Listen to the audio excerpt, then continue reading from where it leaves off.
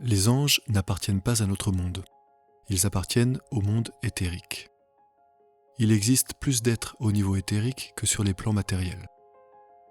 En tant qu'âme, notre origine est éthérique, et nous redevenons des êtres éthériques lorsque nous passons de l'autre côté. Donc l'éthérique est la structure de base, la norme en quelque sorte. Les anges possèdent un corps qui est éthérique, et qui se compose d'énergie et de lumière. Il peut se contracter ou se dilater à volonté. C'est très vaste. Ont-ils une volonté ? Oui, bien sûr, mais c'est la volonté de Dieu. Nous aussi, nous avons notre volonté et celle de Dieu, et nous bricolons souvent un peu les deux. Il y a aussi l'amour que nous partageons avec eux. Tout comme nous, Dieu les a dotés d'une intelligence et d'une conscience. La différence, c'est que leur intelligence provient complètement de l'Esprit divin et le reflète, tandis que la nôtre a été un peu transformée par nos multiples créations. Leur intelligence, leur esprit, est donc beaucoup plus pur que le nôtre. Ils obéissent aux principes cosmiques divins et c'est très simple. Comme nous, ils ont cette intelligence, buddhi, une conscience, chit, qui, elles, dépendent totalement de Dieu, tandis que chez nous, elles restent tributaires de nos tendances. Les anges appartiennent à la dimension cosmique, au temps cosmique et unitaire. Le temps des anges est unitaire et il n'est pas notre temps. C'est la raison pour laquelle ils ne perçoivent pas l'existence comme nous. Cependant, ils nous accompagnent depuis le début de notre création et ils comprennent parfaitement notre temps et notre mode de fonctionnement dans le temps et l'espace. C'est en cela qu'ils ont une intelligence supérieure, c'est-à-dire qu'ils ont une immense et magnifique intelligence avec la compréhension de ce que nous sommes, de ce dans quoi nous vivons et comment nous le vivons. Ils sont immortels à l'image de notre âme. Par contre, à la fin de la création, ils seront réabsorbés en Dieu lors de la dissolution, dans le Mahapralaya, comme nous tous.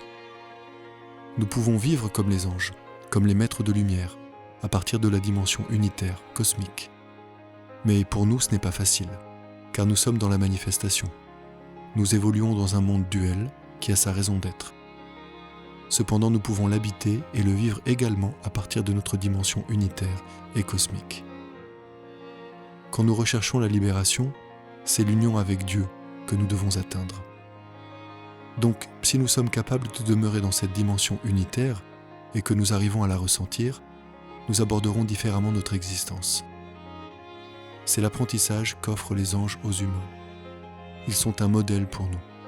Même si nous ne pouvons ni ne devons devenir des anges, à moins que ce ne soit la volonté de Dieu, sinon ce n'est pas nécessaire. Nous avons tous notre propre destinée, voulue par Dieu. Les anges sont comme des aînés, nous offrant sagesse, bonté, bienveillance et amour en Dieu. Tout comme Dieu, ils respectent le libre arbitre des hommes. Ils sont en parfait accord et harmonie avec toute la création telle qu'elle est. Dès qu'un être humain amène une modification, cette modification est automatiquement intégrée dans leur système d'existence et d'intelligence. Ce n'est pas de l'évolution, c'est de l'intégration. Ils n'évoluent pas, ils ne sont pas créateurs, bien qu'ils favorisent notre créativité par l'attention aimante et intelligente qu'ils nous prodiguent. Les anges sont des êtres fabuleux, illimités, réellement divins. Nous pouvons leur accorder notre confiance et les laisser nous aider, nous accompagner dans notre vie, dans nos vies. Il y a au moins un ange qui nous a été attribué par Dieu depuis le début de notre création.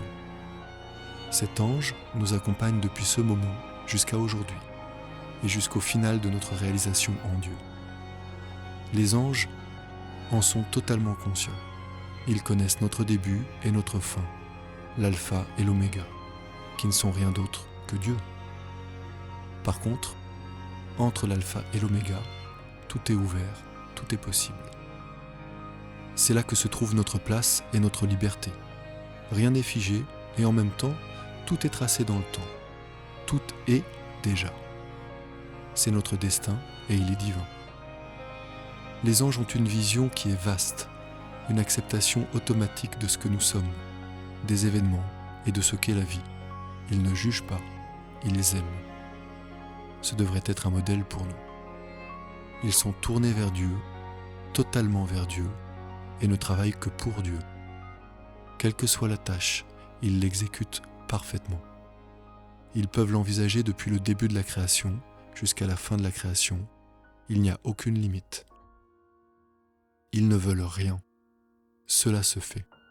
L'ange qui a telle attribution va être dans cette attribution et, si nécessaire, rester des siècles là, à faire ce qu'il a à faire sans bouger. Il n'y a pas cette notion de curiosité, de désir. Il y a seulement la nécessité de ce qui doit être, et quand c'est le moment, cela advient. S'il y a besoin, pour certaines tâches, d'une très grande qualité vibratoire, d'un ange de très haut niveau, comme les chérubins ou les séraphins, au plus près du Créateur, alors ils n'ont qu'à se mettre en contact avec le cœur des anges. Il n'y a aucune limite à leur savoir parce qu'ils sont unis et travaillent à l'unisson.